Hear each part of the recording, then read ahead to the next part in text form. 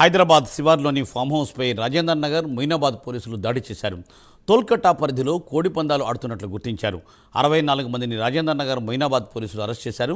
కోడి కత్తులు, బెట్టింగ్ నాణ్యాలు, 55 కార్లు, 64 ఫోన్లు స్వాధీనం చేసుకున్నారు.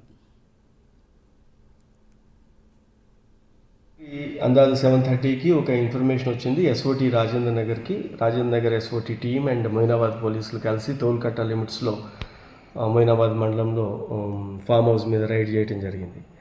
దాంట్లో ఒక పెద్ద ఎత్తున కోళ్ల పందాలు ఆర్గనైజ్ చేస్తూ చాలామంది దొరికారు.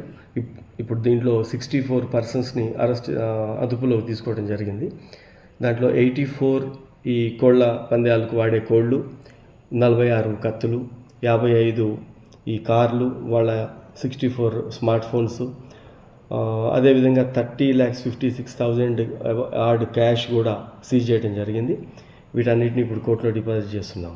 ఈ ఆర్గనైజర్ శివకుమార్ అని చెప్పి ఇతను గోదావరి జిల్లా భూపతిరాజు శివకుమార్ వర్మ అని, అతన్ని అక్కడ గబ్బర్ సింగ్ అని అంటారు. అతను ఆ ఏరియాలో ఆర్గనైజ్ చేస్తుంటాడు ఈ బెట్టింగ్స్ ఇవన్నీ. బట్ ఇక్కడ మన దగ్గర ఒక ఫామ్ హౌస్ లీజ్ తీసుకోవటం, దాంట్లో ఇది మూడోసారి ఈ కోళ్ల పందాలు జరిగాయి.